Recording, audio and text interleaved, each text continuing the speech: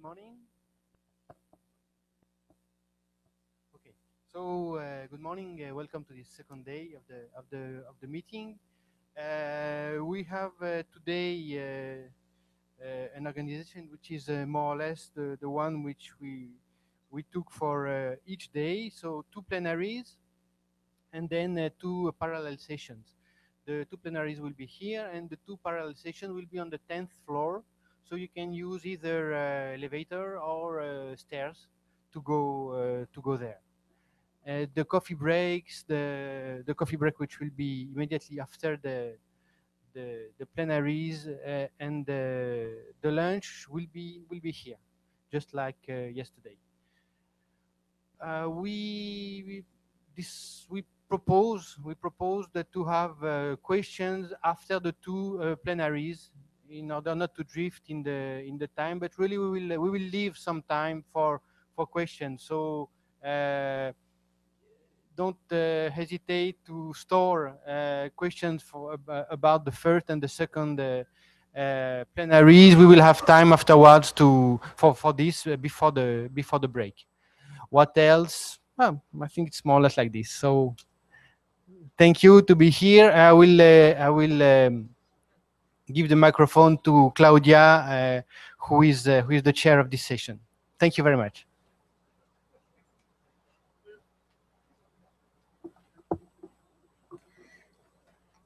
Good morning to everyone. Welcome to Rio.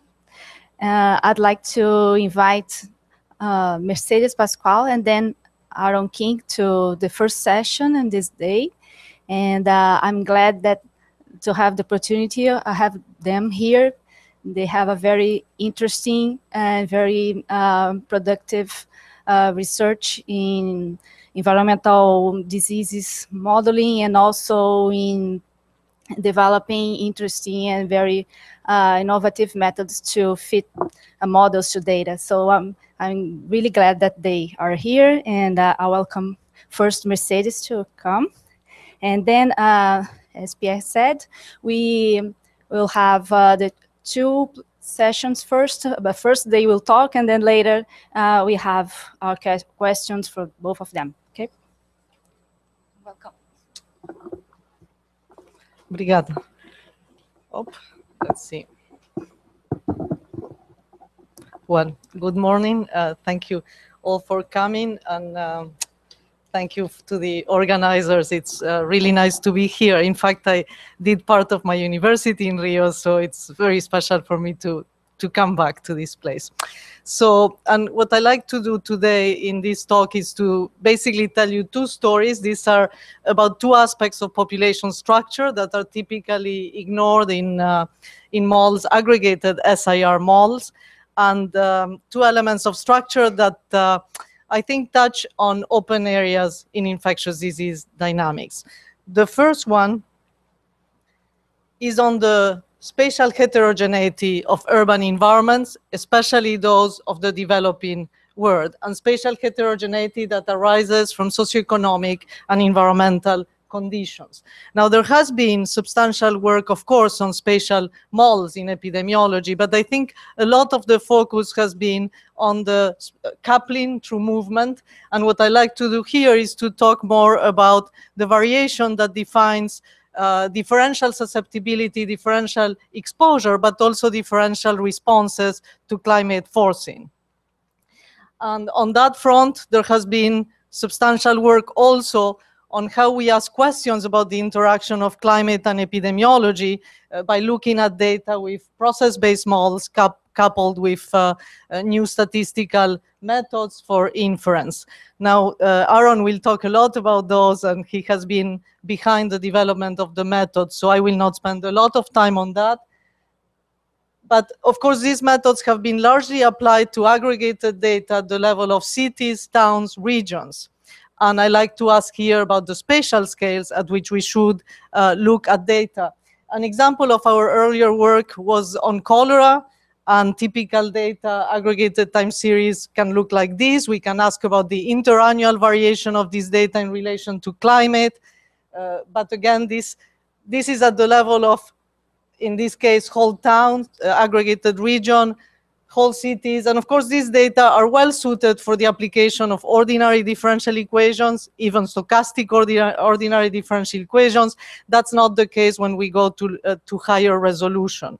So what I'll do in the first part of my talk is to develop this topic of these spatial scales of responses to climate forcing, give a motivation using early results on cholera dynamics in Dhaka, very briefly, and then present the recent work with an example on rotavirus. Now, rotavirus is another diarrheal disease, in fact, the major diarrheal disease of children worldwide. And this virus brings me to the second part of my talk, because the population of the virus itself is not homogeneous. The virus, from the perspective of the immune system, is structured into multiple strains dynamically, and this defines the competition for hosts. So I'm interested in the way that competitive dynamics, the population dynamics, influences the structure, genetic and antigenic, the phenotype that the immune system sees, how that feeds back into the population dynamics. And of course, this is an area that has been baptized as phylodynamics for some of you, and that looks not just at patterns of population dynamics, but also at phylogenetics. Early on, of course, there was considerable work in this area known as strain theory. And what I'll try to do is to show you some results on the different dynamical regimes that arise in these competitive dynamics under evolution. Here, I will basically motivate the work with early work on influenza, just showing you some results with evolution through mutation, but then I like to show you some recent results that apply to rotavirus and have to do are related to a kind of recombination in the virus known as reassortment. So let me start with climate and diarrheal diseases. There are many results now that show that cholera in Bangladesh and other places in South Asia responds to the El Nino Southern Oscillation. This is one of the results, one I like, one of those pictures that get the message across. This is not a map of El Nino. It is a correlation where you take the cases during the second peak in cholera, you add them up, you correlate them with every point of the world ocean, the sea surface temperature in the previous winter. And if you look here, well, let me see if I can work the pointer. Okay, here you see that the positive and significant correlations are in a part of the Pacific that warms during El Nino. 9 months later, we have higher cases of cholera, and we have shown this is mediated primarily through precipitation and flooding. But it's interesting that for the city of Dhaka, the pattern is there, but it is more noisy. So we wanted to look at this big city, and we were very happy when we got the data from our colleagues there at the International Center for Diarrheal Disease Research for the city of Dhaka. This is at the level of districts and showing the cases per 10,000. The time series is down there from 1995, and now we come to a big El Nino of 98. If you were paying a lot of attention, this very exciting movie, you can see that the center of the city appears to respond more strongly and perhaps earlier. But certainly there is a suggestion for a differential response in the center of the city and the periphery. Now, this is just one example of a hypothesis we can address, but at this level, you also note that there is a lot of stochasticity, a lot of extinction, and therefore it's not easy to apply directly the epidemiological model. So here, we basically use, this is the work of a postdoc, Bobby Reiner, working with Aaron and I, where we took the city and we discretized the cases in 3 discrete levels: no cholera, low cholera, high cholera, based on the distribution of the cases. And then we basically define transitions between the states, both for the core and the periphery. This is the probabilities of these Markov chain models being a function of group, but we also consider seasons, the state of neighboring states, and climate covariates like El Nino and flooding. this model can be fitted by maximizing the likelihood, etc. All I wanted to mention about this was that this earlier work with this kind of metapopulation model pointed out that, in fact, the consideration of this partition of the city was very important. In fact, even necessary to fit any model to this data. Now, with this in mind, we basically, and that this partition also interacted with climate, so it mattered whether you were in the center of the city or the periphery. Now, with that in mind, we can, of course, aggregate the city, and I wanted to say that you can consider that aggregation either blindly or by postulating it from looking at the dynamics, but if you started from looking at properties of the city, you would have come to the same conclusion. We found that there is heterogeneity, of course, in poverty indices, but a major source of this heterogeneity is the density of the city shown here. You can see that the core is much more dense. These dots go up to 90,000 to 100,000 individuals per kilometer square. So the center of the city is truly distinct in terms of the density, and we can imagine in terms of exposure. And in fact, from remote sensing, if you classify the city into truly urban or rural, you see again this distinction. But the point is, you can see that very clearly in the dynamics.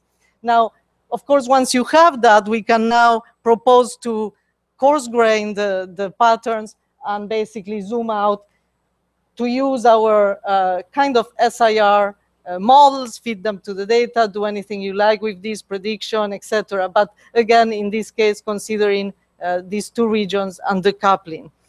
I'll show you an example of this then for the recent work on rotavirus.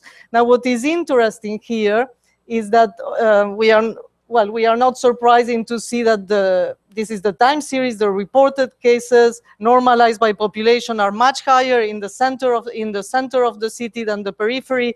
And then these red lines show you an annual flooding index, which we only have. It's the percentage of the country that floods, which we only have annually. And so that's why we have it plotted like this. But the most interesting pattern is here. The seasonality of the city is different in these two regions in a way that was described in the literature, but for different latitudes and different geographical regions. And here it happens in these very short distances. And you see the reported cases, the seasonality having a monsoon peak here in August and July and August that is absent, almost absent in the periphery where there is mostly a winter peak. And this seasonal pattern is similar to what you find in rural areas of Bangladesh. So there is a substantial difference in the dynamics, which is more epidemic here and more endemic with lower troughs in the center of the city.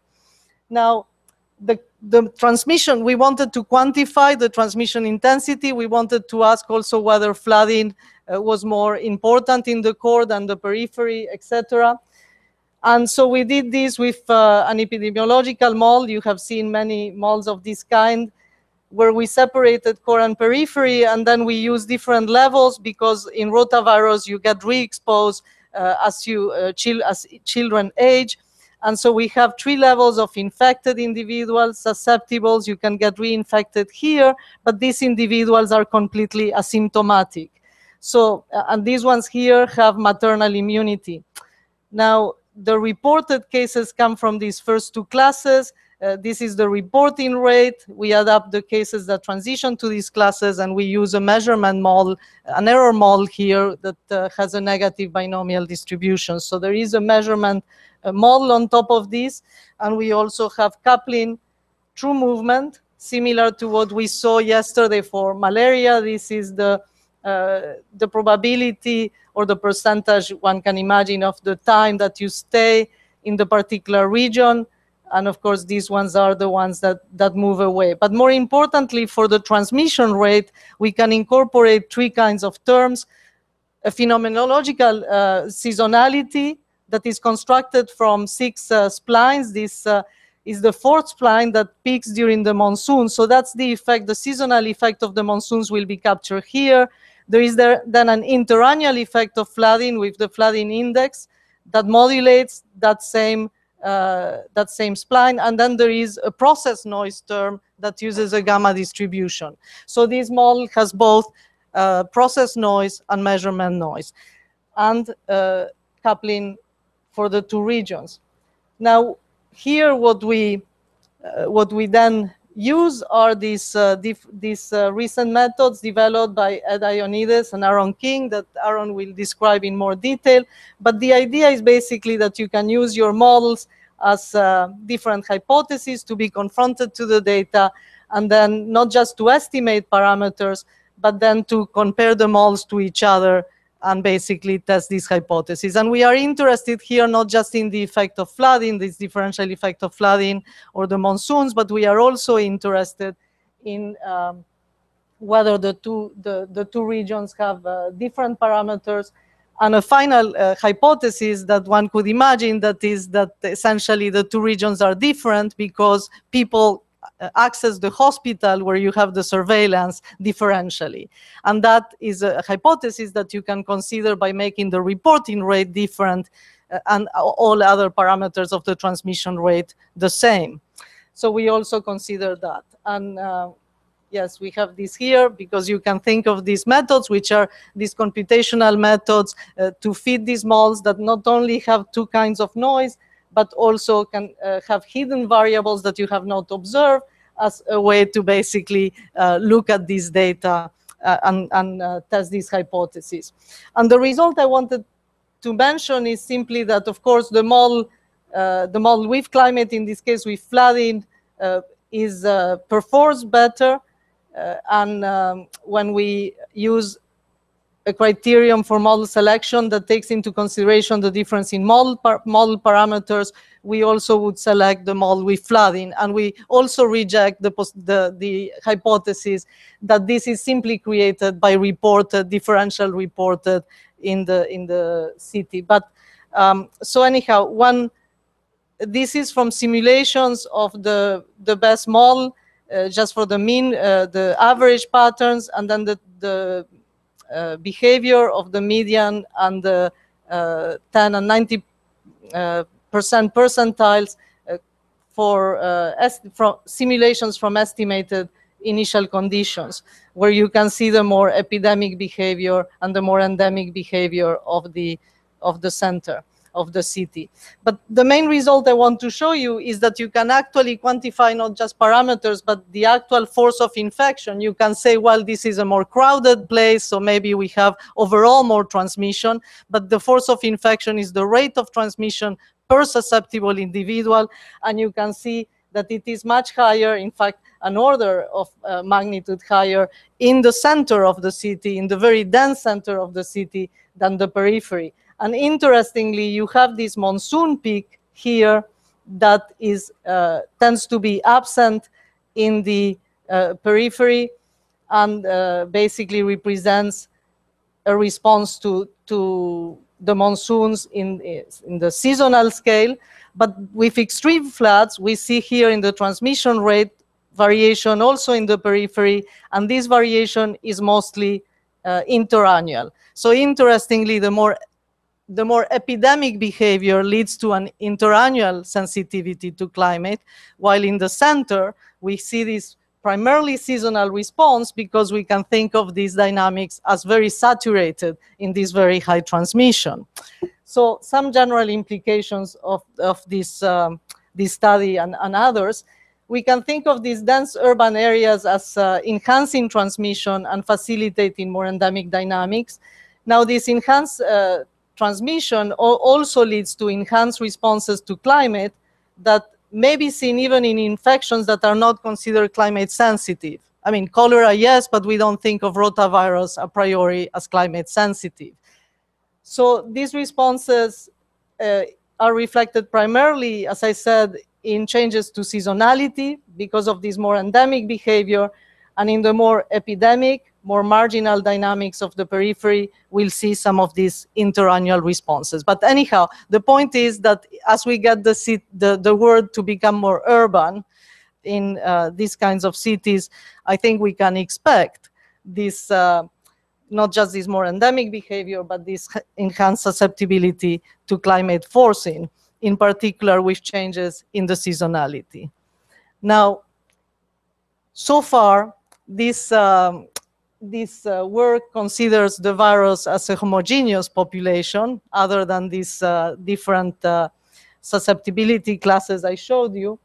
And in fact, the virus has multiple strains and strains that are very dynamic. Now, this is a segmented virus. It has multiple RNA segments, and they encode, in particular, 2 of the segments, perhaps 3, for molecules that are seen by the immune system. Molecules on the surface of the virus, the segment that encodes for the G types, and the P types. This is similar to H and N in the influenza virus. Here we talk about, for example, G1, P8, etc. And of course, this is what the immune system sees and what defines a competitive system, so that the population dynamics we can think of as this competition for host mediated through cross-immunity, since having seen one of these viruses, you'll have some protection to it. This is also related to the competitive systems in ecology and to ideas about the formation and emergence of niches. So it is useful to think of these forces in competition that arise in epidemiological models as organized in 2 main axes that are general for all competitive systems and that were basically identified in the work of Peter Chesson. You have one axis in which competitive abilities are fixed, so that you have a better species in a sense of a higher fitness, and this species would lead to the exclusion of others. But you also have differences that do not involve any functional difference and are only related to the frequency of a particular type. So this frequency-dependent variation confers an advantage to the rare and a disadvantage to the frequent. This is called sometimes niche differences, and for those of you that follow the ecological literature on competition, you can think of the origin here as the completely neutral theory of Steve Hubble. So the models I will show you are here. They will not have functional differences, but they will have just variation that depends on the frequency of how much of one particular strain is around. Now, in ecology, there has been lots of work trying to find patterns that differentiate from neutral, essentially neutral predictions, including some recent work on looking at phylogenetic patterns, etc. But it has been challenging to find evidence for essentially these kinds of non-neutral forces. And I think the pathogen systems give excellent systems for this kind of work.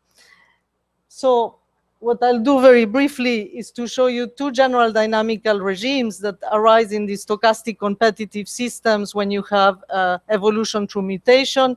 And this is work motivated particularly by questions on seasonal influenza, H3 and 2, and the limited diversity at any given time of the virus.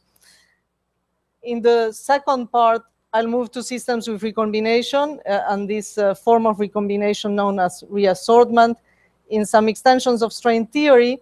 And I want to show you in particular what happens in systems that are open, in the sense that you get innovation through immigration of new types, for example, from zoonotic introduction from other species. So I'll show you also some empirical evidence in rotavirus for this non-neutral assembly of strain communities and raise some open questions about what does it mean for epidemiological modeling. The general framework I will use is from the early work by Sunetra Gupta and co-workers, and showing this antigenic structure arising from population dynamics. Basically, the model is formulated in a discrete phenotype space where you have loci. The loci, you can think of traits. They are known as epitopes. These are the part of the molecule that are recognized by the immune system, and each of these trait or loci has different variants, in this example 5, and so a strain from this perspective is just a combination, a repertoire of these particular tree types. So strain theory in some deterministic dynamics that has all types present initially shows two types of outcomes. One, a discordant outcome in which the repertoires have complete no overlap. So these are essentially different niches in the immune space of the host population, of course, with partially overlapping types selected against. In these dynamics, there is also a second type of regime in which you see replacement of types over time, and this has been basically proposed as one explanation for what you see in seasonal influenza. But these models were implemented originally with no explicit evolution and no possibility of extinction. So things that go to low frequency are persistent at very low frequency, and when the niche opens for them, they are there to invade. So this is not necessarily the case, and we wanted to know what would happen if we basically consider explicit evolution and stochastic extinction. Now here, I will say that mutation represents a change at the phenotypic level, from one type to another. And the model is implemented as an individual-based stochastic model in which we followed the history of infection of each individual. And this determines the risk of infection. This allows us to essentially also track the genealogy and build a tree through time, since we know the descendants of each virus. And this is convenient, since then we don't need to specify a genotype-phenotype map explicitly and then reconstruct a tree, which is what you would do from data. And so here, everything is at the phenotype level. And we can vary the intensity of competition. In this particular case, I will show you the risk of infection depends on the fraction of these sites that you have encountered before, and the intensity of the slope determines the intensity of competition. Now, we know from early results, the early results I showed you, that of course the rate of competition matters. But what I wanted to show you was that as we change the rate of innovation, the rate of mutation, the dynamics also changes very dramatically. So that if you like to obtain the kinds of dynamics we see for influenza on the left, this replacement regime with this limited diversity at any given time, because clusters, phenotypic clusters replace each other, we need to impose very low mutation rates. Once the mutation rate is higher, we see, in fact, this persistence, this coexistence of types. The tree here branches, and I have taken the initial, these initial times off, so that this tree coalesces, but you see these coexisting types that have become sufficiently different so that new variation that is somewhat intermediate is selected again. So we have a regime of positive selection and one of negative selection, and here you see these more stationary dynamics of coexistence of types as you increase mutation. So again, you can both change the dynamics in terms of competition and mutation. And this is not just dependent on a discrete phenotype space. You can show it in a continuous space if you want to define a virus antigenically, in this case in 10 dimensions, 3 dimensions, 2 dimensions, and the distance between the viruses in this space defines their cross-immunity. This is an example where I'm just showing the principal components of the as the dynamics proceeds, and you see that most of the variation, in this case with low mutations, is in the principal component 1. Now, all of this, as I said, consider the simple case of mutation, but these viruses do more. And very interestingly, what they do when they co-infect a host is that when they produce the progeny, they reassort these segments. So they essentially have this mechanism of recombination in which they can produce progeny that has different GP types and other segments. Now, I mentioned in particular these determinants on the surface of the virus. And if we look at the literature and we ask what is it known about these kinds of models with recombination, you will find that people have mentioned that the discordant regime, this coexistence of diverse pathogens, should be actually robust to recombination. Now, those results were obtained with systems in which the space of variants at each site is limited and finite.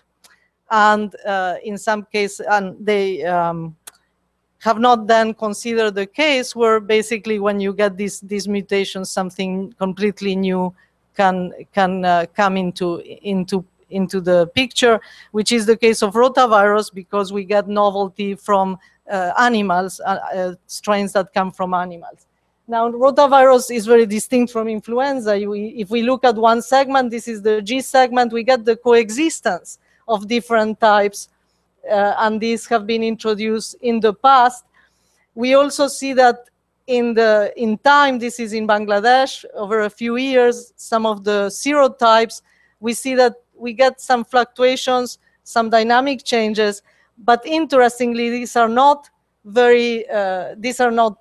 reflected in the population dynamics. So there can be dynamic diversity, but the population dynamics is fairly stable, and this is very different from flu. So a completely different picture from influenza, and so we wanted to explore more explicitly this kind of behaviors.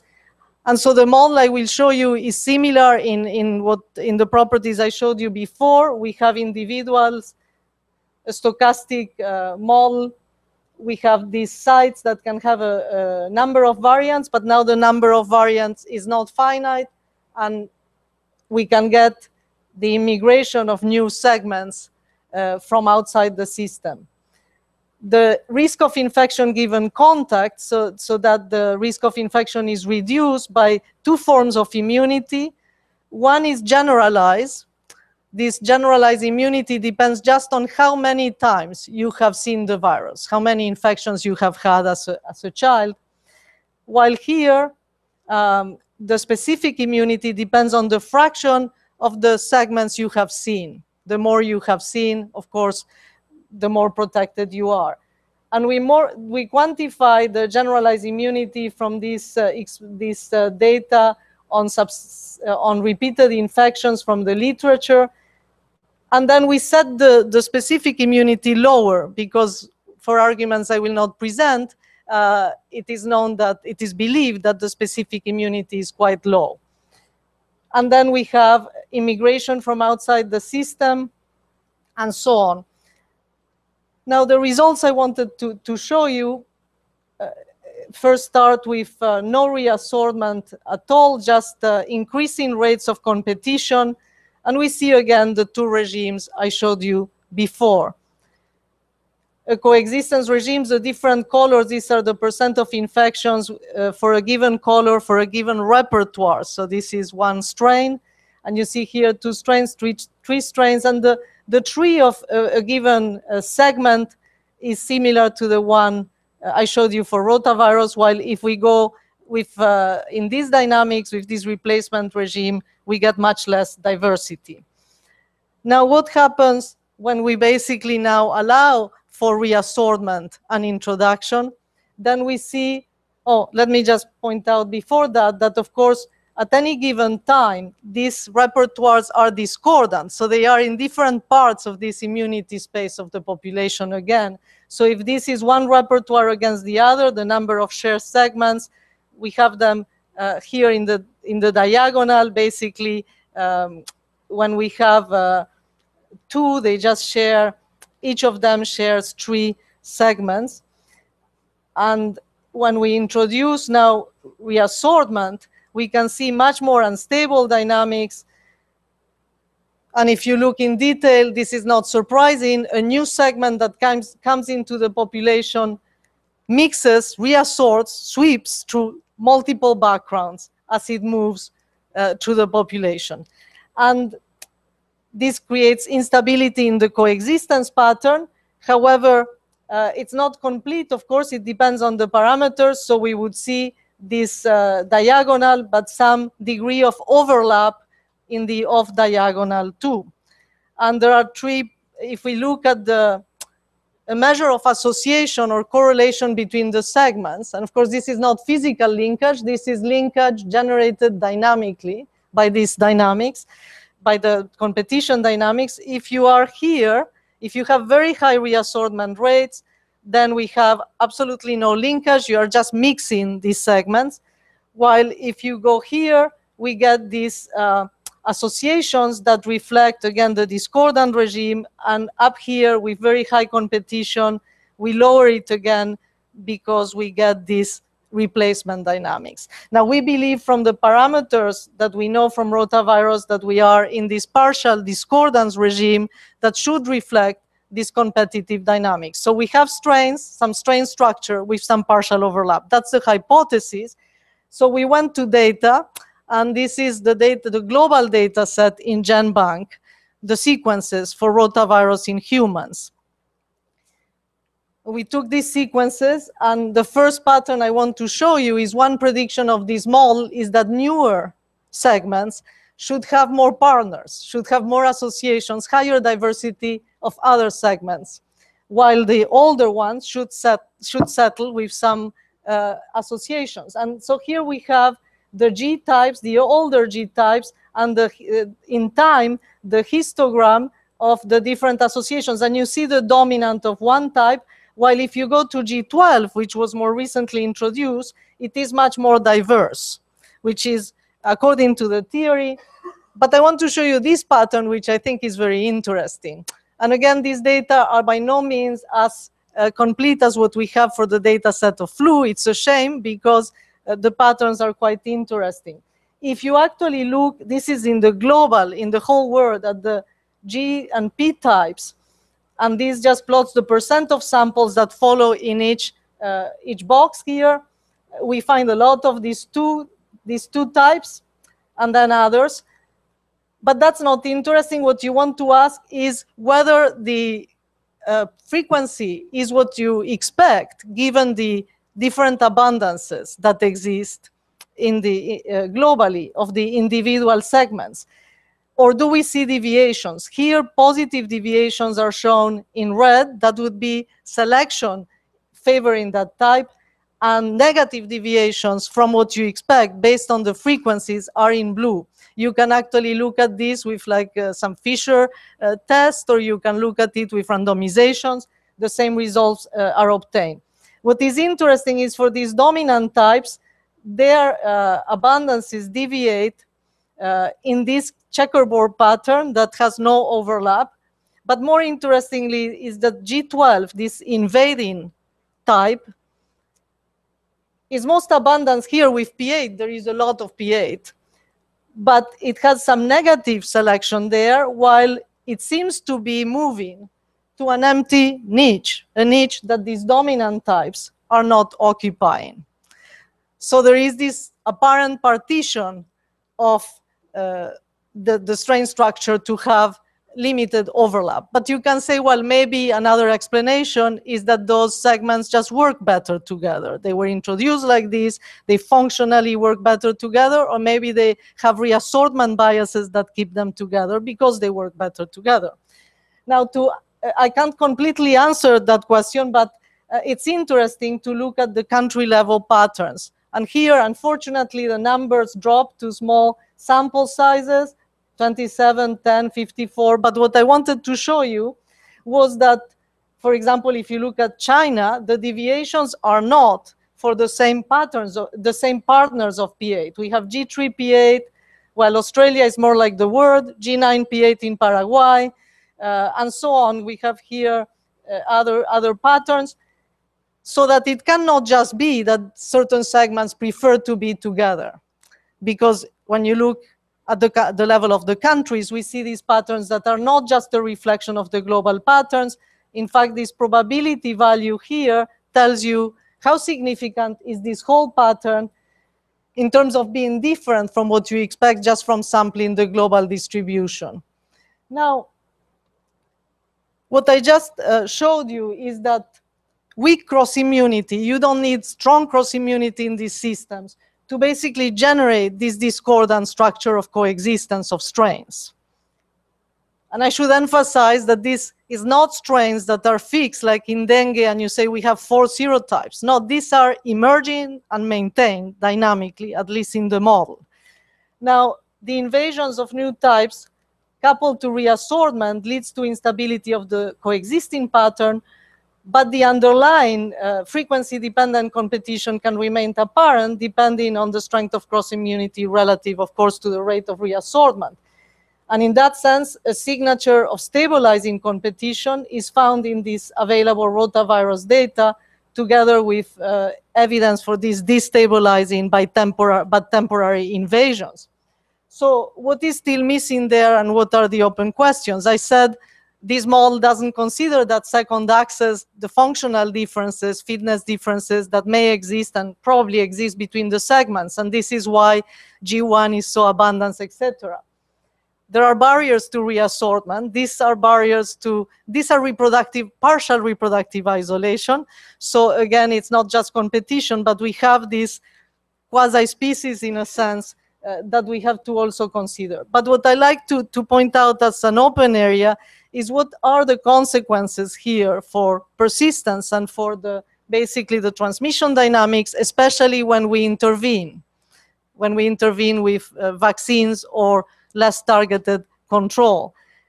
It's an interesting question because, as I said, these strains are not necessarily fixed strains as we have in dengue. And in fact, I like to ask whether the dengue strains, in terms of that division into 4 serotypes, is an appropriate way to look at the virus. We like to, when we write models that we can analyze mathematically that are not at this level, well, we have basically this reinfection or superinfection as means to incorporate this diversity implicitly. But are we doing a good job with the consequences of control when we basically consider this strain diversity implicitly? I believe we aren't, because in fact, we know that the kinds of group models that we saw yesterday do not capture some of the dynamics we see here. And for those of you that like ecology, there are 2 minutes, I'm finishing here. I like to mention that these kinds of models have strong analogies to ecological theory. This is an example from PNAS, but the work of Schaefer and Van Ness, where you have a niche axis with traits. These are species competing, and what emerges are clusters. So not niche partitioning in the classic sense of just species partitioning the trait axis, but clusters of species partitioning this niche axis. The analogy to what I just showed you about discordant states is very, very strong. And I think that these epidemiological systems can serve as wonderful systems because of the fast evolution and the kinds of data we have to ask about patterns that in forests, in tropical forests, have been elusive. Thank you very much.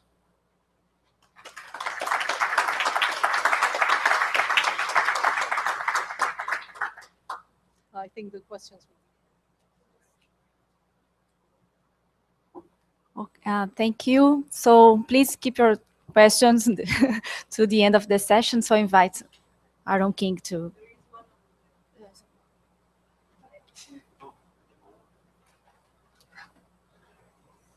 Excellent. Can you hear me in the back there all right? Okay, good, because this is a little bit short. I know I can, but I prefer to just talk in a loud voice. So, so I wanted to start by thanking the organizers very much for inviting me here. I'm very, very pleased to come to Rio and be able to have a chance to talk to you and hear about what you're going to tell me about as well. I'm going to talk to you today about methodological issues, specifically methods for performing statistical inference on the kinds of models that we're talking about this week. Before I forget, did you do that or did I do that? I did that. Okay. So before I forget, I want to thank a few of the people who've done most of the work that I'm going to talk about today, including Mercedes, my collaborator at Michigan at Ionides in the statistics department, so various faculty members and postdocs that have worked with me, some funding organizations, and the members of an NC's working group on inference for mechanistic models who have helped implement many of the techniques that I'm going to talk about today. Okay. So we're very familiar with the use of, most of us I think are very familiar with the use of mathematical models of disease processes, and we use those models for lots of different things. We use them to explore the mathematical implications of various kinds of assumptions, to test the self-consistency of different kinds of ideas, to mystify our scientific work and confound our enemies perhaps, but what I want to focus on today is specifically the use of these models. I want to ask the question, how do we test these models? How do we compare these models to data to see whether the predictions are in fact borne out? And that, of course, involves questions about estimation of parameters, inevitably and unavoidably. Really what I want to ask is, how do we go about confronting mechanistic mathematical models, models that express mechanistic ideas about the way disease processes function, with data? And in particular, how can we go about extracting the most information from the data that we have available? So this is what I'll talk about. I'll start by giving a couple of examples by way from my own work by way of giving you some kind of a sense of the kinds of models that I'm talking about and the kinds of mechanisms that can go into them. I'm going to then step back and define for you a class of mathematical models, a very large class of mathematical models for which we have made some progress in terms of inference methods. I'll talk about several of those inference methods, and then finally a few words about putting those things into practice and how that's done, or some ideas about that.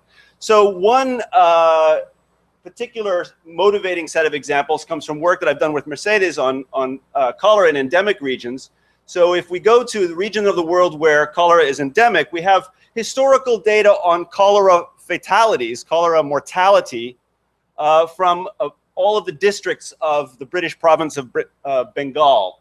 So these are what some of those data look like. They're long time series. This is monthly cholera deaths, and they display a bunch of interesting features. They display a complex seasonality involving multiple peaks per year, similar to the rotavirus example and cholera that Mercedes talked about earlier.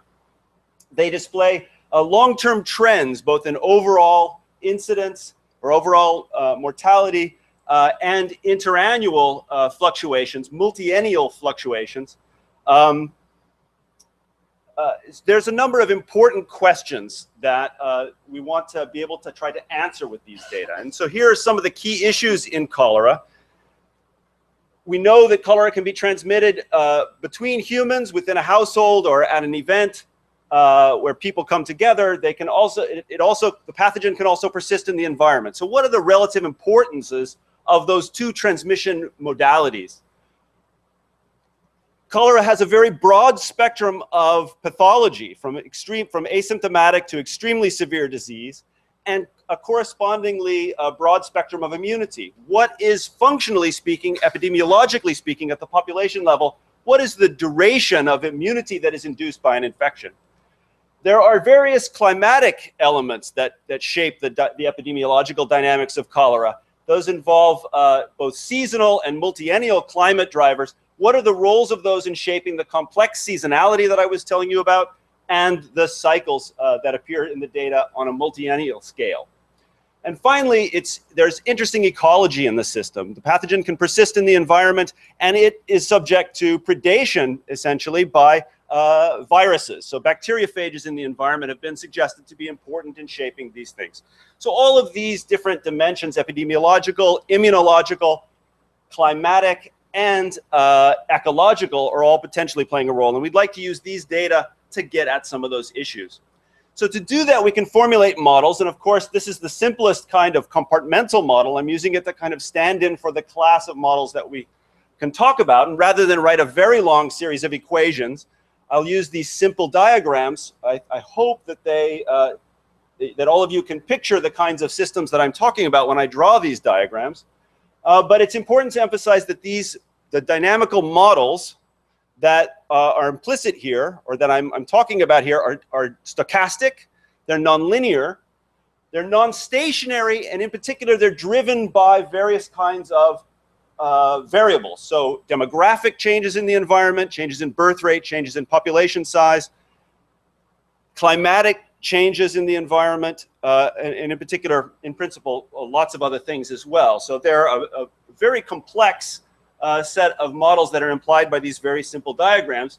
But this is the simple SIR model. To adapt this to cholera, to take into account cholera's particularities, we have to allow for the possibility that immunity is lost, for the fact that infectious individuals shape this transmission rate via human-to-human transmission, that there's in fact an environmental reservoir where the pathogen can persist in the environment and cause infection as well, that there's seasonal modulation in both of these routes potentially, and that finally a large fraction or some fraction of the infections don't result in recovery and eventual loss of immunity, but in fact result in death. If we want to worry about the ecological dimensions of this, then we might have to think about the fact that these individuals are shedding pathogen into the environment where there's an interaction with vibriophage, so viruses of the bacteria as well. So there's potentially complex immunity here as well. So you can imagine the complexity of these equations grows quite a bit. What we want to ask with models of this kind is how well do the various models, right? There's a whole class of models implied here, a whole family of models nested within one another. How well do each of the submodels in that explain the data? And what insights can we gain from studying those models into how the system regulates itself? And those are the insights that we could exploit in controlling the pathogen, for example, controlling the infection. So it's important to note that the structure of the models that I've been talking about here, notice, is dictated by the nature of the scientific questions that we're trying to ask, and not by issues of mathematical tractability. So as scientists, it's important that we be able to adapt the models to ask the questions we need to ask, irrespective of whether we can mathematically treat those problems. Another example of work that I've been doing quite recently is work on the ongoing resurgence of pertussis. In English, we call it whooping cough. I believe in Portuguese, it's coqueluche. It's a fascinating bacterial infection, in part because despite the fact we have very widespread vaccination across much of the world, we're seeing a long resurgence. So this is incidence and reported cases in one particular state in the United States. The vaccine was introduced around here in the early 1940s, resulted in a massive drop in incidence. But then from the late 1970s, there's been a steady resurgence of the disease and a corresponding shift in the age distribution. That resurgence is widespread across the globe, but not universal, interestingly. So here I'm showing incidents from 20 different countries, including the United States here, Canada, Bulgaria, and so on. But you can see that there are many countries which display the same sort of pattern of a decline followed by a resurgence, and others for which there's been just a steady decline. This doesn't appear to be related in the obvious way to the nature of the vaccine that's been used, which has been changed through time in most places. And what we're very interested in doing is trying to understand what kinds of mechanisms are responsible for this resurgence. It's quite a puzzle. So there's a number of different ideas that have been proposed about this. So changes in the efficacy of the vaccine, evolution of the pathogen driven by the vaccine, increased circulation of other pathogens of different species in the same genus, and various other kinds of ideas as well. Importantly, all of these, well, not all, but most of these mechanisms, the reason that these things are still controversial is that there are great unknowns with respect to this. So as in the case of cholera, there are big questions about the durability of the immunity that's induced, in this case by the vaccine. How long does vaccine-induced immunity last? And how is it lost when it is lost? and what is the relative efficacy of natural and vaccine-induced immunity? So those are some of the open questions.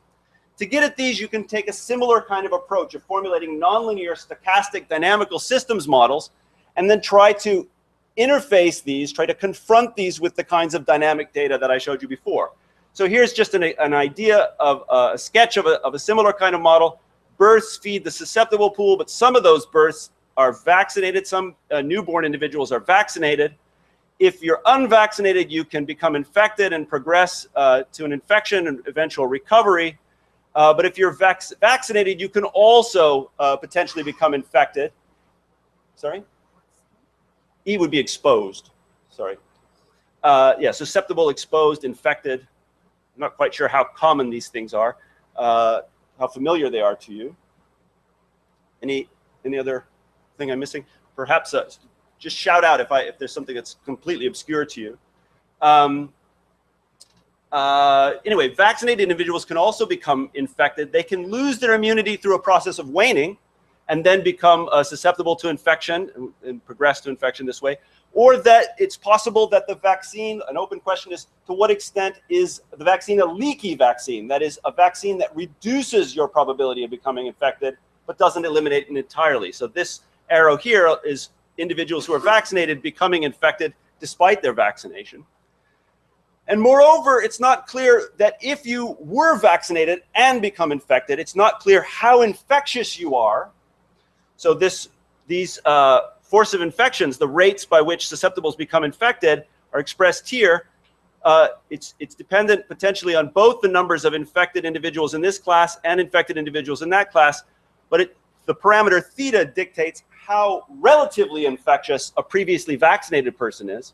And it's also not clear how obvious or how apparent an infection in this category would be. So if you've been vaccinated and you become infected, is it clear? Are you likely to be noticed and observed and reported in data? So there's a rate eta, which represents the relative observability or relative appearance of previously vaccinated infections. So again, what we want to do here is use this kind of modeling approach to estimate key parameters. In this case, the nature, is it waning, is it leaky? The nature and the durability of vaccine-induced protection. That comes down to a question of which of these models can explain the data adequately, and ultimately that comes down to questions of parameter estimation and model selection. Okay, so all of these kinds of models that I've been showing you here these are just examples of the kinds of things. What kinds of, mathematically speaking, what kinds of models are these? Well, we have a true but unobserved, inherently unobserved, nonlinear stochastic dynamical system here, which I'm just representing with this box with some feedbacks, representing the nonlinearities there, the dynamic self-regulation. It's potentially forced by various kinds of variables from the environment, climatic, demographic.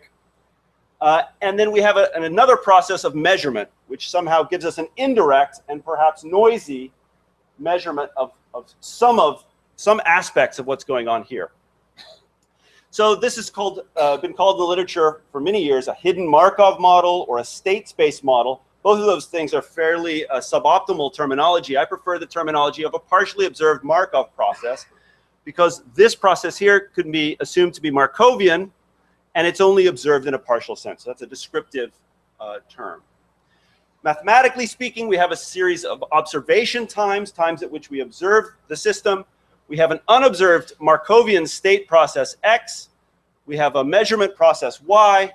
We have three components of the model. So there's a process model, which is the model of the Markovian state transition densities, which is some probability density here. We have a measurement model, which is the model telling us our probability of making the observation Y given the state X, and some unknown parameters theta. So theta here represents unknown parameters. And then we also have to have an initial state distribution here of the state at some initial time. Diagrammatically, this is a representation of it. The arrows show conditional dependence of the various variables on one another, and they all boil down to these two basic properties.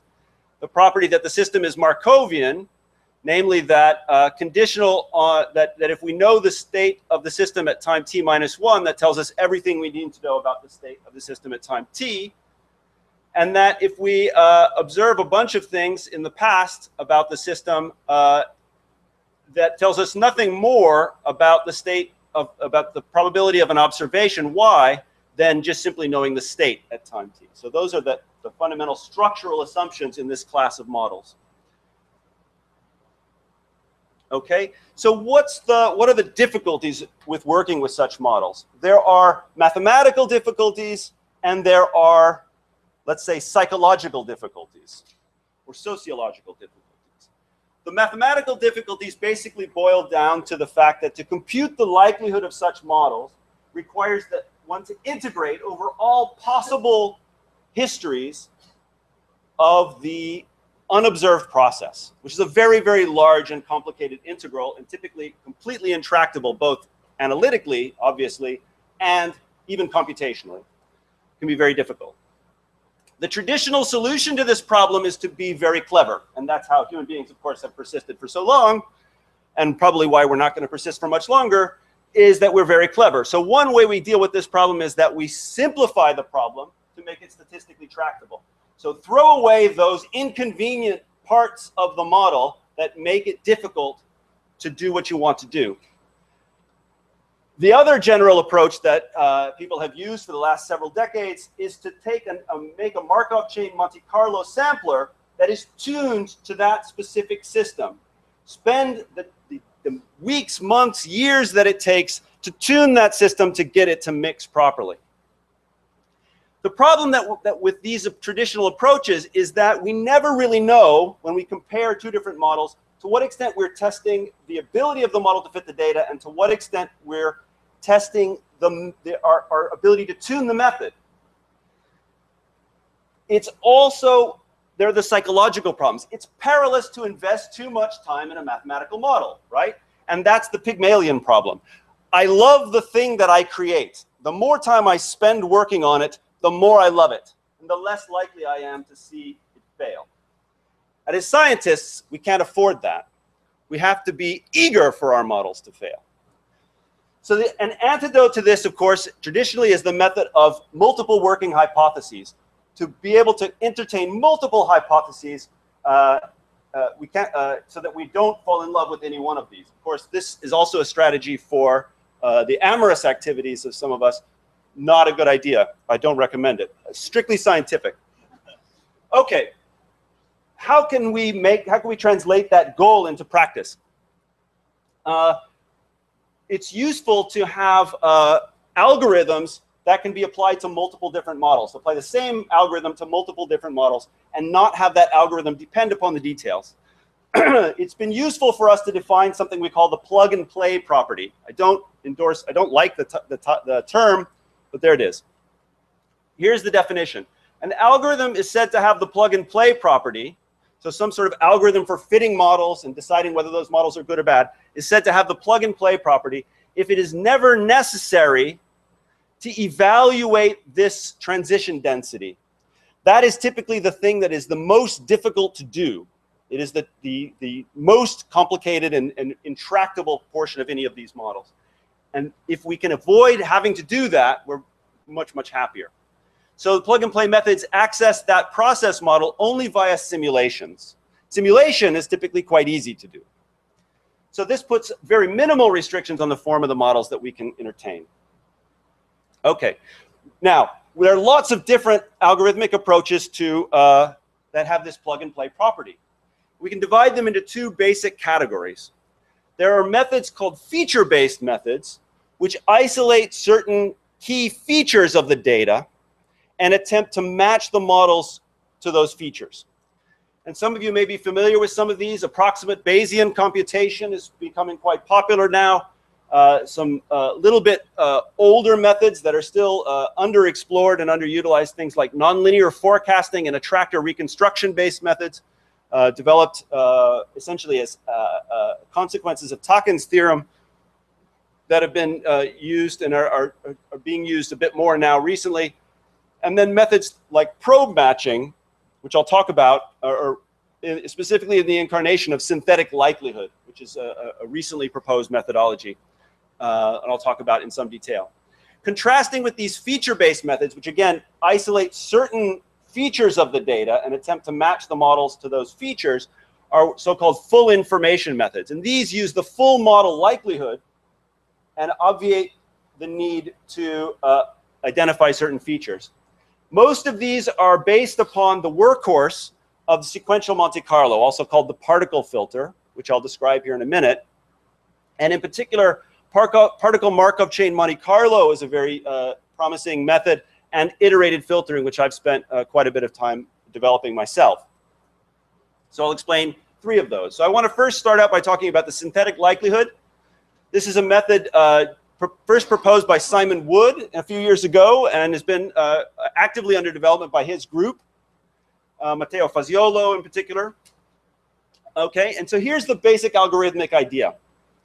Are these slides going to be available to the participants later? No? Well, it's up to me. Well, we'll make them available so you don't have to, so you can review these at your leisure. But basically the idea is that if we have some parameter in a parameter space, capital theta, and we have some data, these are the specific realization of a process, these are the data, in some data space Y, what we can do is we can identify certain features that we choose to focus on. So we do that by selecting some functions from the data space into the real numbers, or into Euclidean space. These are some sort of summary statistics. And there are lots of different, there's lots of thought that's gone into what kinds of summary statistics are useful. In the earliest and simplest incarnations of this idea, the key thing is that we'd like those summary statistics to be approximately normally distributed, but there are relaxations of that. So the idea is that we then reduce the data to a set of summary statistics by applying those probes, applying those functions to the data. Then for any given value of theta, we can simulate a large number of data sets. We can compute the simulated probes because these are simply functions that can be applied to simulated data sets as well as to the real data, deriving a set of simulated probes here. And then assuming again that these are approximately multivariate normally distributed, we can compute the multivariate normal likelihood, which depends just on the mean and the sample mean and sample variance of those simulated summary statistics. So this is just the multivariate normal log likelihood. And then, of course, one can do whatever you like with a synthetic likelihood. This thing behaves like a likelihood, and it can be used, for example, to maximize the likelihood and obtain maximum synthetic likelihood estimates. It could also be used as an element in a Bayesian inference paradigm to compute posteriors. So this is the basic idea of the synthetic likelihood. I'll talk about its pros and cons and how it fits into a general inference structure a bit later. Yes? There is a strong assumption of normality? Yes. Yeah, so in this, as I was saying, in the simplest incarnation of this method, the assumption of normality is critical here. One can, however, one is free to choose these probes. So in particular, one can choose them so as to make that assumption good. Or one can relax this idea of normality and come up with some kind of an approximation for the distribution. Importantly, you just have a sample, maybe a large sample of that distribution. If you can approximate that distribution and compute a likelihood for it, then you're in good shape, okay? But the first incarnation in this 2010 paper assumes normality, and that's an important assumption. Okay, now the particle filter is the workhorse, as I was saying, of the full information methods for these kinds of problems. And that's because it's an efficient way of computing the likelihood for a partially observed Markov process model. Okay, so here's the algorithm for that. How many of you are familiar with the particle filter? Okay, a few. Okay, good. So this is the very simplest incarnation of it. There's been a lot of work that's gone into it, many variants on it. Not all of those variants have the plug-and-play property. So this is the simplest incarnation that has that property. So given a parameter theta and the data, we start by initializing a large swarm of particles, a large number of particles, by sampling. Excuse me. We have a glass of cachaça here. Wow. So we draw a sample from this probability distribution, which is part of the model. And then for each time point, for each observation, remember these are sequential observations in time, we do the following. We first simulate the system to make a prediction of what the state will be at the next time point by drawing from that distribution. So again, this is simulation, has the plug and play property. We evaluate the weights, which are the probability or the likelihood of observing the data that we actually observed given those predictions. So for each particle in that swarm, we have a weight. We then perform a weighted resample of those prediction particles using these weights to obtain a filter distribution at the next time point, and then we basically can repeat this process. As a byproduct, we get the conditional log likelihood of the nth data point given the previous data points as just the average of those weights, or the log of the average of those weights. Now, the key feature here for our purposes today is that the particle filter gives us an unbiased estimate. It's a stochastic estimate that improves with J, the number of particles, but it's an unbiased stochastic estimate of, this is incorrect, of the likelihood, not of the log likelihood, but an unbiased estimate of the likelihood. I should correct that. So that's the key feature that makes it very, very useful in inference. So how does that get used in inference? There are two most promising algorithms, I think, are the particle Markov chain Monte Carlo and iterated filtering. So here's how particle Markov chain Monte Carlo works. So we start with, it's a Markov chain Monte Carlo algorithm. So you've probably heard of those to some extent. The idea is to generate a long sequence of, a random sequence of parameter points such that that sequence converges in distribution to the posterior distribution that we're interested in. And it does that by using a Markov chain, a Monte Carlo, Metropolis Hastings approach. So we start with some parameter, we compute the likelihood using the particle filter, so an estimate of the likelihood. And then we're going to repeat something a large number of times. At the nth step, we draw a proposal from some arbitrary distribution. Here I've assumed it's symmetric, but one can relax that. One computes the likelihood of the proposal, generates a uniform random variable, and then either accepts the proposal or rejects it, depending on whether that uniform random variable, well, one accepts or rejects it with the probability given by this, where this thing here is the prior. This f of theta is the prior distribution. So it's a simple Markov chain Monte Carlo, just like ordinary Markov chain Monte Carlo. But what one is doing here is essentially working on the dimension of the space one searching is simply the dimension of the unobserved parameter space, not the unobserved state space. So one just repeats this until the Markov chain converges. So because it gives us this unbiased estimate, one can show, and it's shown in this paper by Andrew et al., that this converges to the target distribution. Although there are issues with that, as I'll discuss a bit later on.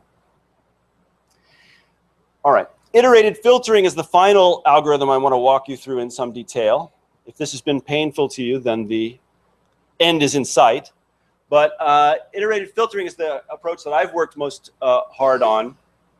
So the main problem with the particle filter is a phenomenon called particle depletion. And the easiest way to understand this is that if you have an understanding of the evolution of traits by natural selection, this is the problem that happens when you have limited genetic variability. And that is, selection eventually prunes out, and prunes out the variability that's there, and you end up with a genetically homogeneous population that can't evolve any further. That process in the particle filter, so the particle filter has an analogy to natural selection. If we go back to this, where we can think about the likelihood here, these weights, as being analogous to fitness, we can think about this process here of simulation as being the process of reproduction from one generation to the next, and this resampling as being the process of selection. So under that analogy, particle depletion corresponds to, as I say, the loss of genetic variability due to the process of selection repeated through time. And that's the basic thing that stands in your way from applying the particle filter in general and makes it difficult. So the basic idea of iterated filtering is to combat that problem by replacing parameters that are fixed in the model that you're studying. So these are constant values that you're trying to estimate by parameters that take a random walk, for example, a normal random walk. This combats that particle depletion by introducing variability at every generation. It's analogous to a mutation in the population genetics example or analogy. It also permits, importantly, exploration of the likelihood surface locally, and that is the key to allowing it to improve the likelihood. So what one can do then is, because this is not the model you're interested in, the model you're interested in has fixed parameters, you iteratively repeat this process, reducing the amount of random variability that's added, and in this way maximize the likelihood and as it approaches the model that you're actually interested in. So there's analogies here with the simulated annealing, if that's something you're familiar with. So here's the algorithm. You choose a starting point and some random walk perturbations that decline through time. Sigma m has to tend to 0. You initialize a particle swarm, for example, by drawing from a normal distribution around that point. And then you run the particle filter and just take the particles that come out at the end of the particle filter, plug them back into the beginning, and repeat that process a large number of times until it converges. And the theorem says that when it converges to the maximum likelihood estimate. The best theory of that is in a recent paper by Ed Ionides, myself, and some others in Proceedings of the National Academy of Sciences. Okay, so I've shown you several different methods. I've shown you the algorithms. Those are all implemented in some software that I've written that you can, it's in the references. We've talked about those things. So how do we put these things into practice? Gosh, I'm going quicker than I thought I would. I have how much more time? Okay, so we can slow down a little bit. So let's say a few words about how these things play out in practice. Let's go back to this example where we have this fairly complicated model of cholera in an endemic region. It's got seasonal variation in the 2 different transmission routes. It's got the partial observations here of the deaths that occur. The key tool that I think is most useful in performing inference on such models is something called the likelihood profile. So the likelihood profile allows you to sort of focus attention on one parameter or a small set of parameters at a time. Essentially what you do is you hold one parameter fixed at each of a variety of different values. So for example, hold this parameter which reflects the period of the the duration of immunity induced by an infection in this model. You hold it fixed at a particular value, and then you maximize the likelihood, for example, using iterated filtering, over all the remaining parameters. And the likelihood that you obtain gets plotted here. So if I do that across this range of parameters, I see that I get a shape like this. So very long durations of immunity are essentially result in very low likelihoods. The interpretation of that is that they are completely incompatible with the data. And there are other regions where the likelihood is maximized that are sort of most compatible with the data. The nice thing about using a full information method is that we have the likelihood ratio test that allows us to do things like assign confidence intervals. So this shows, for example, the 95% confidence intervals on this parameter here. And that's just assigned by looking at a critical value of the likelihood ratio. So that's a nice feature that allows us to make the interface between, to some sense, summarize the uncertainty in a well-defined canonical way. But equally important to being able to do that is a byproduct of the likelihood profile, which is that as you maximize the likelihood, you're maximizing over the other parameters. And it's interesting to see how those other parameters vary as you vary the focal parameter. So here, it's the same plot on the top, varying the immune period and looking at the likelihood. But at the same time, all the parameters are changing. In particular, the case fatality is changing. And one of the things that we see from this is that the case fatality, our overall quality of the model decreases as we go this way. The quality of the fit of the model decreases. But interestingly, the case fatality grows a great deal. And here, where the model fits the best, it's got an extremely low case fatality. In fact, several orders of magnitude, 2 orders of magnitude lower than our estimates of what case fatality was during that period of time. So there's an extreme mismatch between one of the parameters that's been estimated and independent estimates of that parameter. Moreover, we can see what we need to do in order to bring those estimates more into line with the independent estimates is increase the period of immunity. So that tells us something about how the model is fitting the data. It tells us that the model likes to have a very short immune period and very, very low case fatality. If we think about that a little bit, in this model, every individual who's infected passes through the same process. They have the same probability of dying. If they don't die, they have the same duration of immunity. All those individuals are alike. Looking at this profile trace suggests the possibility that this model is too tightly constrained, that somehow, because all the individuals that are infected are equally infectious, the model is insisting that there be an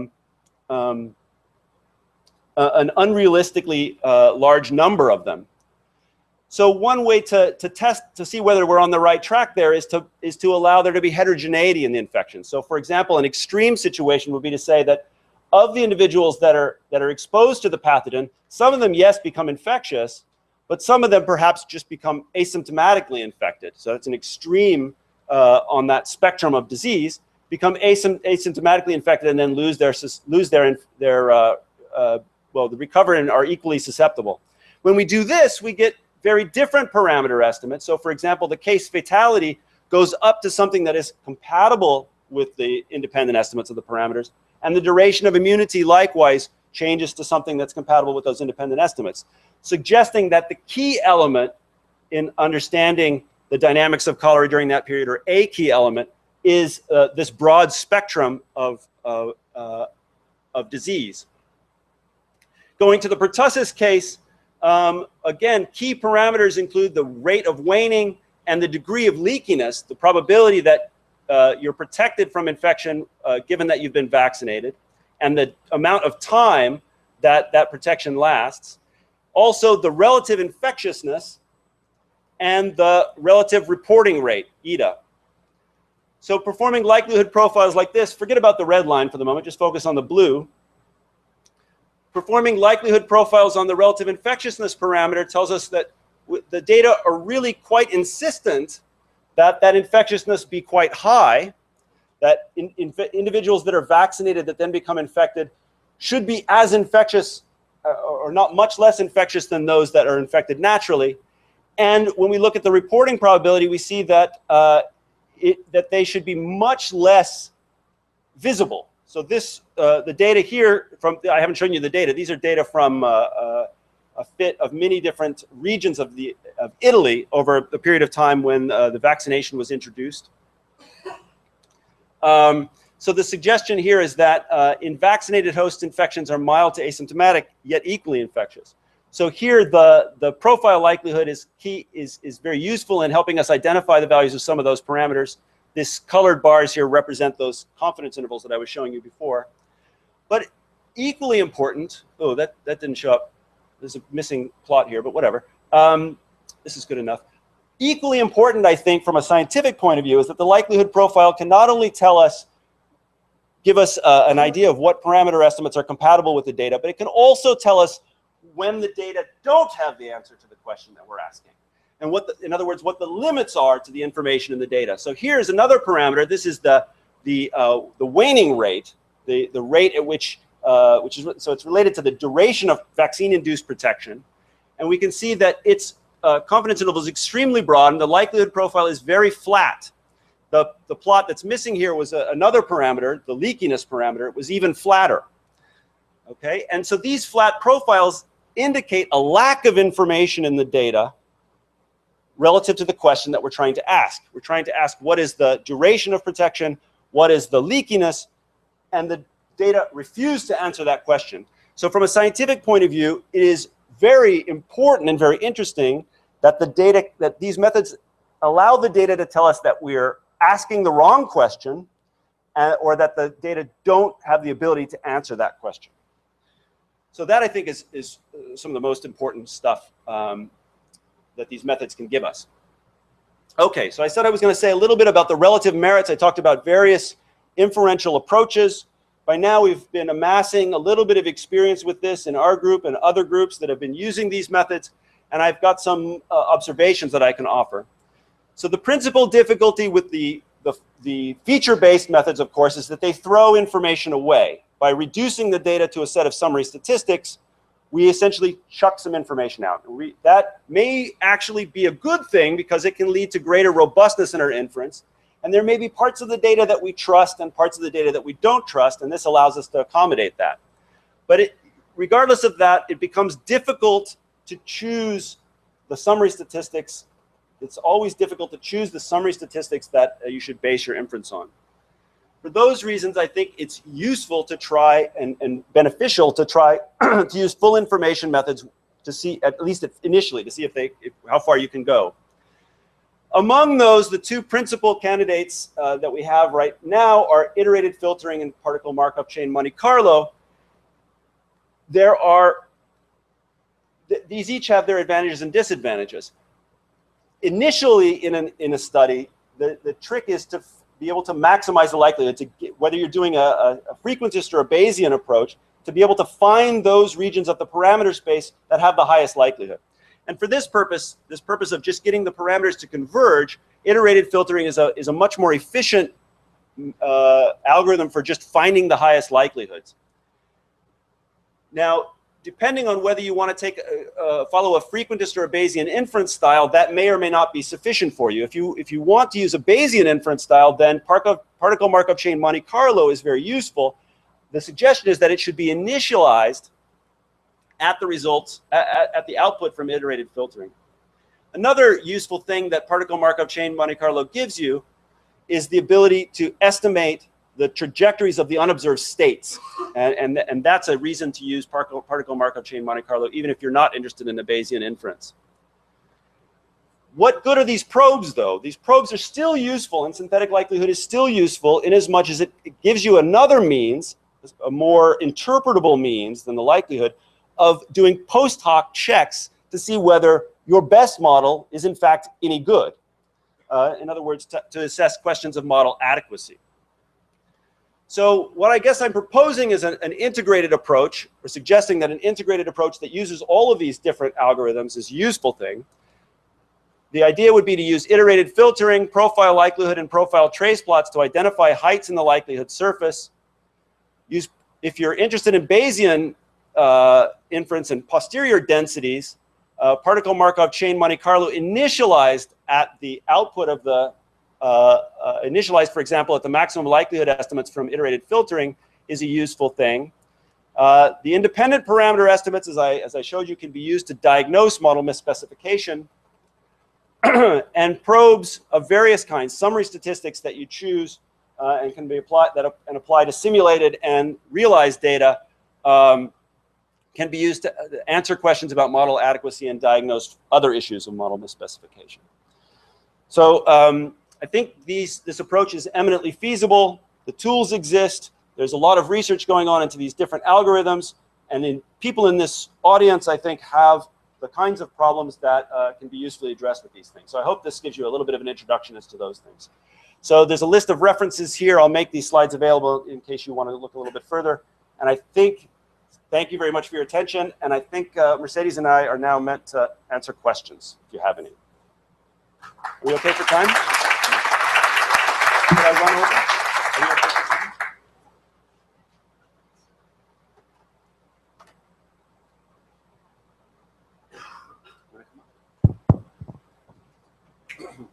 Okay, so it's time for the questions.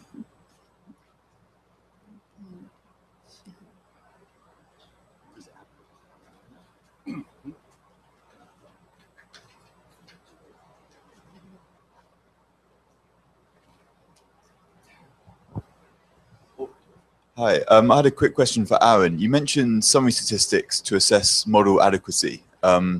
Are there other standard techniques for assessing goodness of fits with these kind of models? So goodness of fit is slightly different from model adequacy, yes? Yeah. So there's various approaches there's lots of approaches to estimating goodness of fit. And lots of standard things that you would think of from just a basic reading of the elementary statistics literature can be applied in these cases. things like R squared values and generalized R squared values and things like that.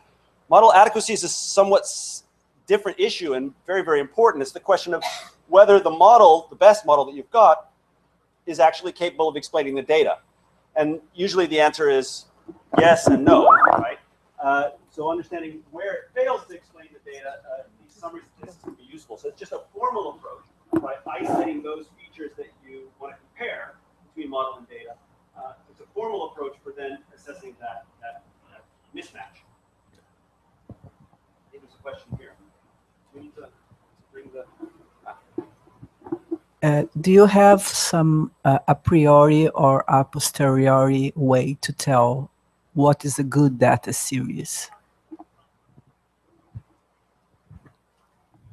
What do you mean by good data? How long should it be? How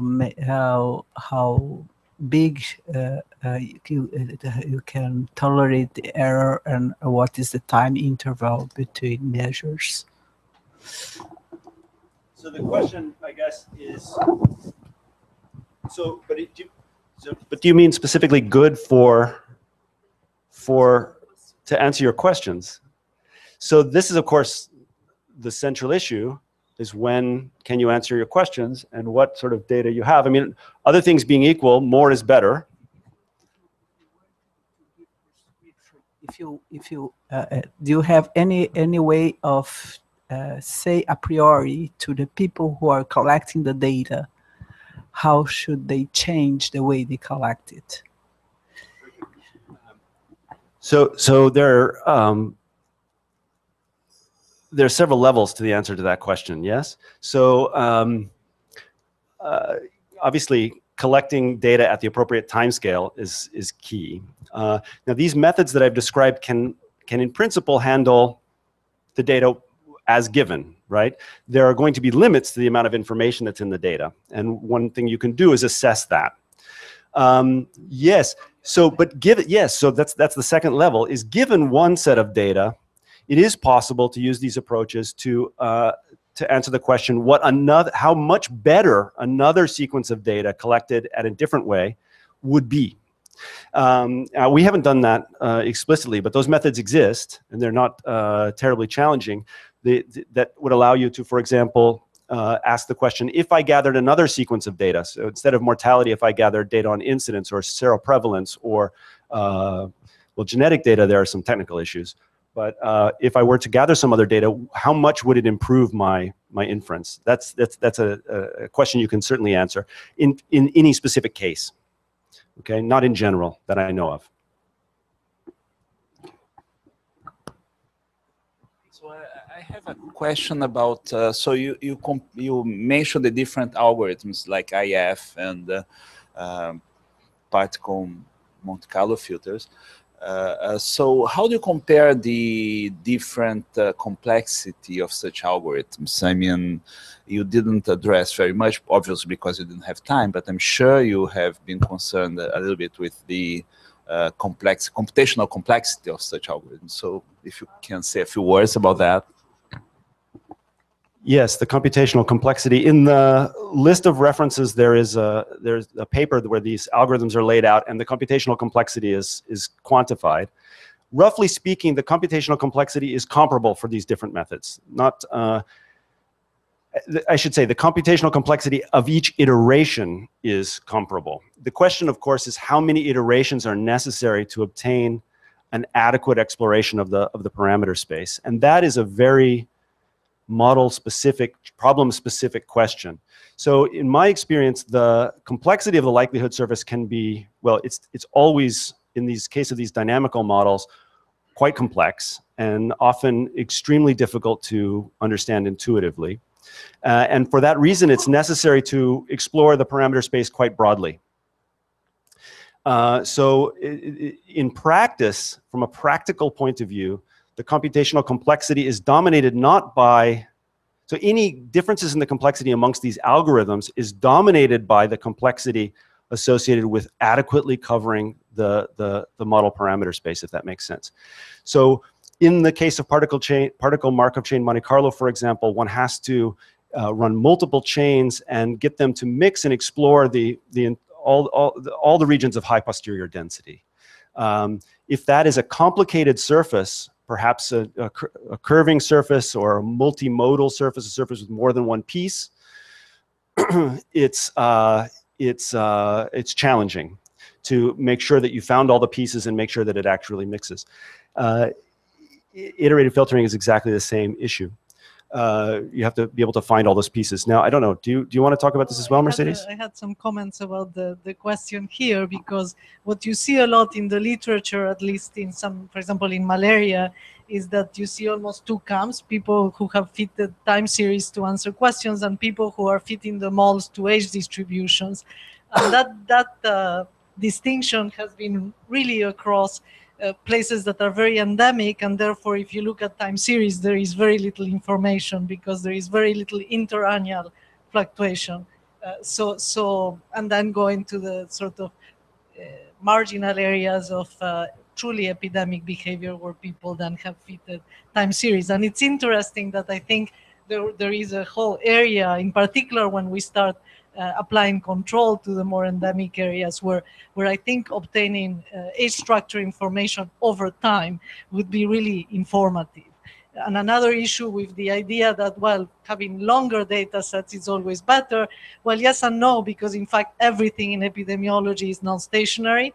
So by the time you have a model that is wonderful at predicting, it no longer predicts anything. So we basically were playing with this nice sequential nature of these methods to sort of adapt as you go along to basically not only filter the initial conditions for prediction, but also change some of the parameters we think are changing in the transmission, so that there is also the curse of long data sets and dealing with the non-stationarity. But the sequential methods are very well, I think, very, very appropriate for that in terms of assimilating new data and then doing predictions in that form.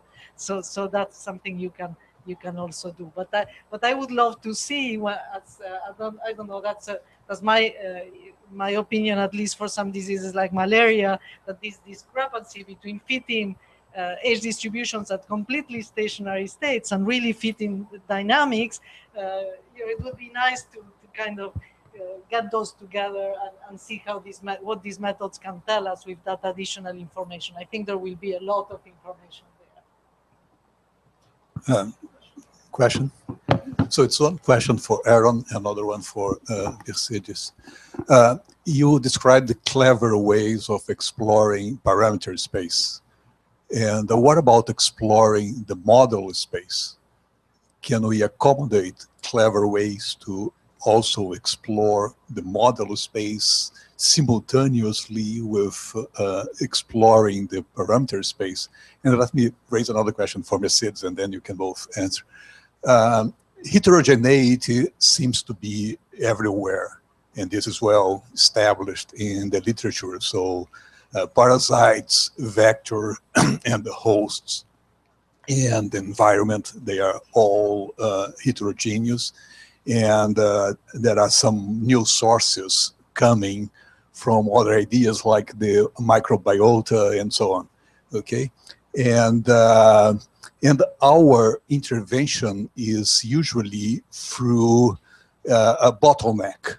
I mean, if there is a general way to describe the way we are intervening, is that we are imposing a bottleneck in this heterogeneity. And what comes next after this bottleneck is that the system always return to the previous state.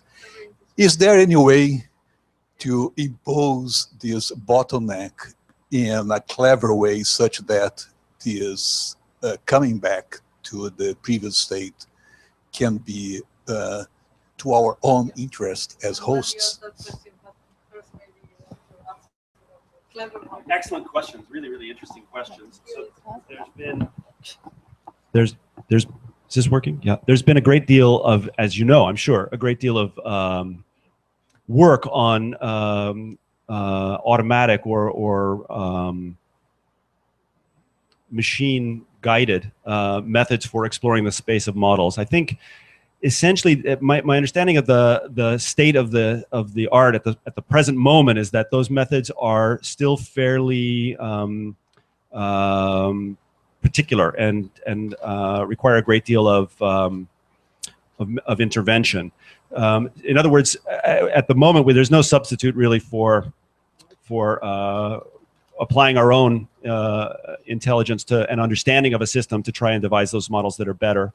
I think we're aided in that by having unambiguous, being able to get unambiguous answers from the data as to how we stand at any given moment, and getting some ideas about how to go to the next steps. But I don't know about searching all possible model space, and how I don't think we're close to being able to carry out that idea yet. Maybe someday. Yeah, I thank you for asking that question, because it gets to the point about the consequences. What can we learn by looking at this? First of all, I agree that there is heterogeneity everywhere, but I wasn't sort of advocating considering more complex models just to consider more complex models. In fact, the approach in the first for the cities was to say, can we coarse grain the dynamics so that we can really apply the models? We are applying, but let's ask, for example, I find it appalling that in malaria we have a transmission term that dilutes, that considers population numbers as basically reducing transmission. In a disease like malaria, we don't know how density, and I'm not talking about population numbers, population density acts on transmission. There is now evidence that, in fact, not just, well, I was showing another disease, but I think density acts in very different ways than population numbers. And the variation, for example, that we see in cities, I think is something we can absolutely not ignore, but at some level I was advocating really coarse graining the dynamics in some ways that we explore with more phenomenological approaches.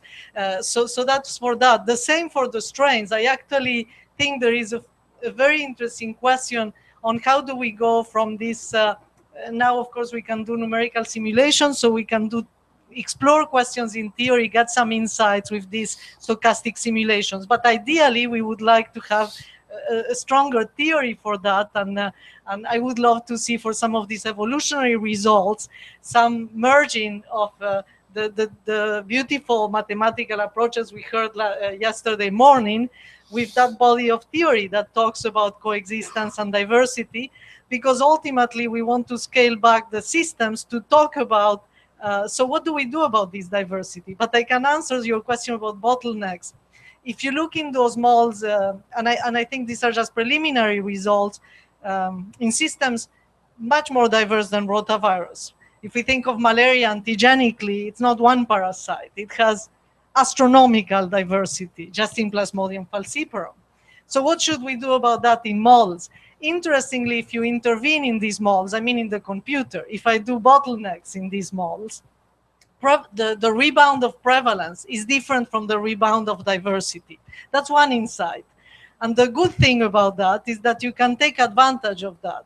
If that were true in real systems, and I think there are current field experiments looking at these things, then you have a window of opportunity where the system is at low diversity for its prevalence. We know, for example, from mass drug administration, that people say this doesn't work because we get the prevalence to rebound.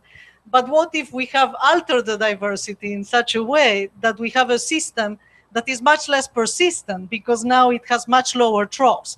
So we can show in these models that in that regime, you have this very oscillatory at lower diversity, and therefore you have these lower troughs. This suggests that once you did this massive bottleneck, you have to hit the system again with something else in time, right? And so that's just an example, because if I had the answer to your wonderful question, I would not be here. I would be selling it to some, no. Anyhow, but the point is, it's exactly what we don't know, but should we then, I think there are aspects of control and diversity that are very interesting and that we don't understand. And it will not cut it to simply do an SIR model, because that's what we are doing.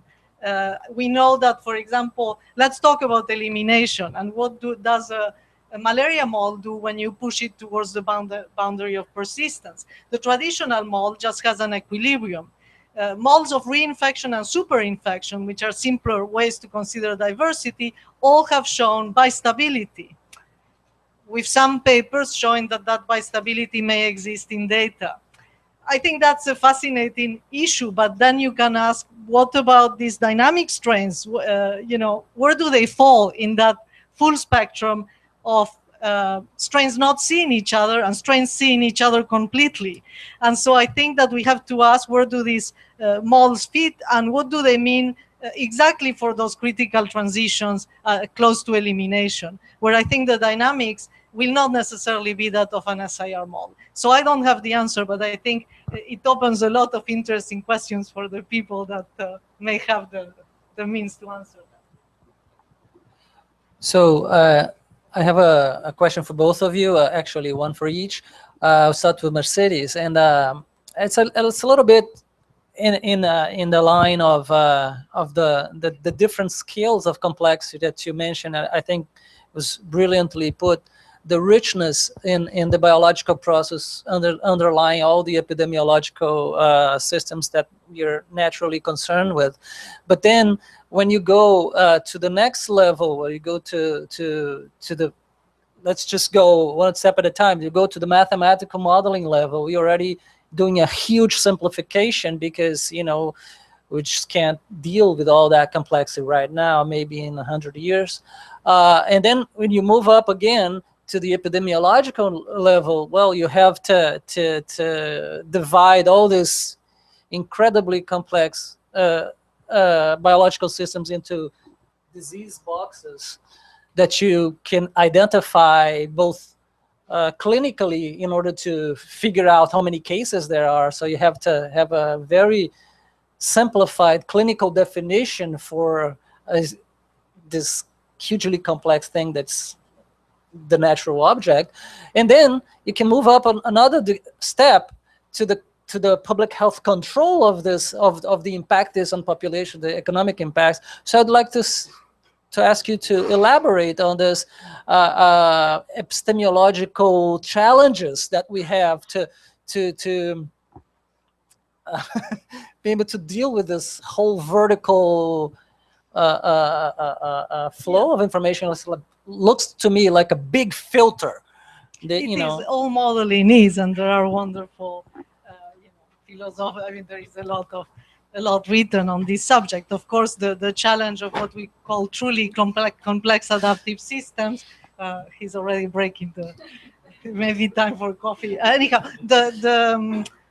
in the field of complex adaptive systems, that's the million-dollar question. How do we scale? How do we coarse-grain the systems in a meaningful way? There is no general answer to your question independent from the question we are asking. And I'm not at all a believer in just detailed models, but I think there are fascinating mathematical questions of how we aggregate the models and for what purposes. And one interesting thing I actually think the ODE models, the stochastic ODE models that we can fit with this method are useful for the epidemiological and control approaches. I showed you one city, maybe the center and the periphery is an obvious aggregation, but if I had shown you another pattern, an empirical pattern for malaria, in urban malaria in India, you take 10 years and rank the places in the city that are worse, independent of the actual levels, and there is a stability in the spatial risk that is amazing. The places that are worse are always worse, regardless of how big the epidemic was that year. That I find a very interesting thing, because it means there is a structure to the city that is so strong. Maybe we will not understand what it is, but it is very strong. It will tell the public health people, perhaps not exactly which neighborhood to go. I can't model the systems that way. I wouldn't know what to do. They gave me the data with 400 locations in the city. I'm not going to use it, but I can show them this and say, these places are always worse. I can quantify it. I can then try to say something about control at that level. If it were changing all the time, of course, it would be a different picture. And I think for the question of diversity, there are theoretical questions open. I would love to see whether we can bracket the dynamics in particular at the edge of elimination, by some of the simpler models that we have, which, as I said, are models of reinfection and superinfection when we deal with diversity. Someone else may come with a better model. But the question defines the problem. The people working in phylogenetics, there is wonderful work by Trevor Bedford, for example, on predicting the evolution of the virus. There are other people working on that. Then they are working at this level, but on prediction. And similarly, we are working with Aaron and a postdoc on trying to predict flu incidence, but we are not going to do it like this. But we are trying to use a covariate that is a quantity that uses the difference in the genetic sequences. Of course, there is a whole problem of how the sequences relate to phenotype. But maybe if we can do that for dengue, and there was a map published in Science or Nature, I forgot, showing that the four serotypes are not representative of the distances in immunity space, so they may not be the appropriate aggregation.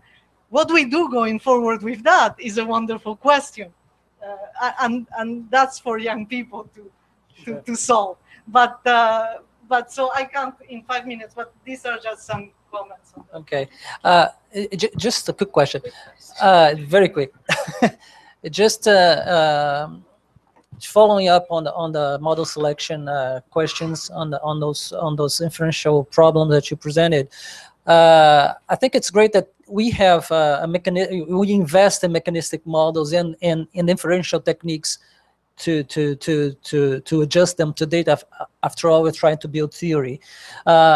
Nevertheless, the classical statistical approach, phenomenological models like regression models, they have taken great benefit from the ability of running thousands, millions of regressions on a simple data and then do model selection. My question is very simple. Do you see I see that in the methods that you presented, that that's the front line of research and inference for mechanistic models, we have a huge challenge, which is computational complexity. That even if we can scan model space, we don't have computational time enough to compare all models, all possible models. So I would like to ask you if you see any development in simplifying the inferential technique so that we can maybe dream of being able to do efficient model selection for mechanistic models. I'm not sure I want to live in a world where we can look at all possible models, well,